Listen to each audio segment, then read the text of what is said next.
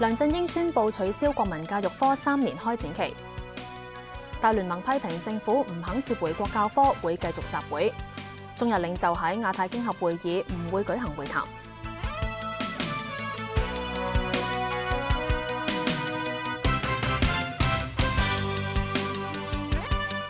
各位，國民教育科爭議持續多月，行政長官梁振英宣布修改國民教育科政策，取消3年開展期，由學校全權決定係咪開展國教科。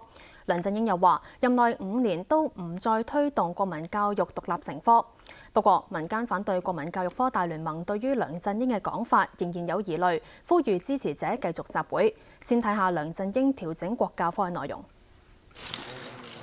行政長官梁振英喺挨晚聯同政務司司長林鄭月娥、教育局長吳克儉同埋開展德育及國民教育科委員會主席胡紅玉宣布政策轉向。鑑於社會嘅疑慮，我哋決定交由辦學團體及學校以專業判斷自行決定如何處理。教育歸教育，辦學團體同埋學校可以自行決定是否開展德育及國民教育科，可以自行決定是否獨立成科，以及可以自行決定推行科目嘅方式同埋時間。換言之，喺新嘅政策之下，不存在3年後必須推行此科嘅所謂死線。如果有辦學團體及學校開展一科，連日嚟喺政府總部外邊集會嘅人，全場肅靜，細心聆聽。國民教育並非現屆政府教育政策嘅主力。過去2個月，大家可以清楚睇到，我施政嘅重點係房屋、老人、貧窮等嘅民生問題。所以國民教育絕非外間所講嘅，我作為行政長官嘅政治任務。梁振英否認去到立法會選舉投票日之前1日先至作讓步，係要先得到中央授意。咁又話冇人要為事件問責。係咪等到一刻先至得到北京嘅授意？絕對冇咁嘅事。教育局長同我本人一樣，喺上任之後係承襲上屆政府嘅決定，德育及國民教育科唔係吳局長嘅主張，唔係我嘅主張。嗰個開展嘅方式、時間表，亦都唔係我哋2個人嘅主張。因此呢，我可以代吳局長嚟答關於個問責嘅問題。我認為我應該感謝吳局長喺過去嗰2個月接咗呢一個教育局嘅工作，引起社會上一個比較大嘅爭端。而我哋2個人同埋司長，仲有黃玉女士，仲有好多我哋其他政府嘅同事呢，要去共同解決嘅問題。但係梁振英強調，並唔係撤回國民教育科，咁否則會令所有學校都唔能夠開展國教科。早1日話政策醖釀多年唔能夠推倒嘅林鄭月娥就話，國民教育嘅課程指引會修改。至於連日嚟教育局被指向學校查詢師生反對國民教育嘅情況，局長吳克儉成為問責焦點。要點算佢哋究竟邊個着黑衫嘅老師啊，或者係學生咁樣？咁係咪會秋後算賬？呢啲係咪全部都會收回呢？請局長答一答。請局長答一答。呢個問題呢，政府話有關嘅講法係傳言。梁振英之後喺閉門嘅編輯簡報會度話，保證喺佢5年嘅任期裏邊唔再推行國民教育獨立成科。政府消息人士話，梁振英冇就國民教育風波同中央交換意見，又話中央對梁振英嘅管治好有信心。無線電視記者林志豪報導。而民間反對國民教育科大聯盟話，擔心政府會透過控制資源等嘅方法施壓，要學校推行國民教育科，呼籲市民繼續留守喺政府總部，等待聯盟下一步嘅決定。大聯盟話，夜晚7點有超過10萬人集會，而警方就話，截至夜晚嘅9點半，集會人數大約係27,500人。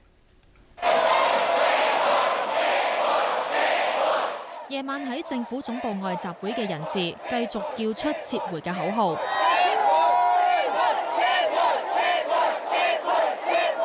民間反對國民教育科大聯盟開會超過3個鐘，仲未有正式嘅回應。嚟到今日，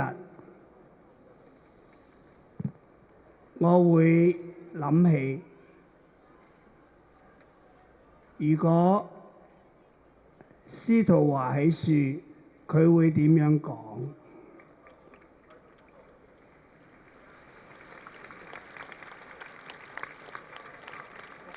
佢會咁樣講：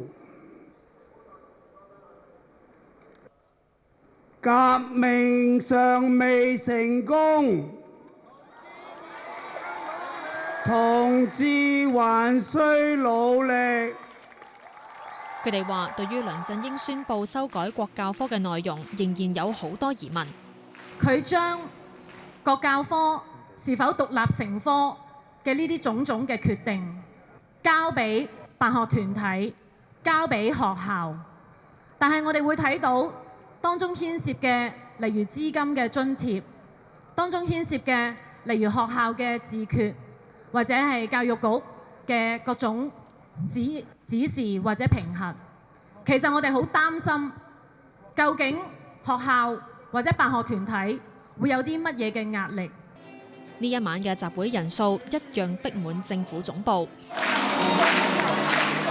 立法會外、添馬公園都係幾乎坐滿。集會人士對於政府嘅方案有唔同嘅意見。我覺得佢係讓咗步嘅，咁但係我覺得要睇下究竟佢實際上嘅誠意有幾多咧？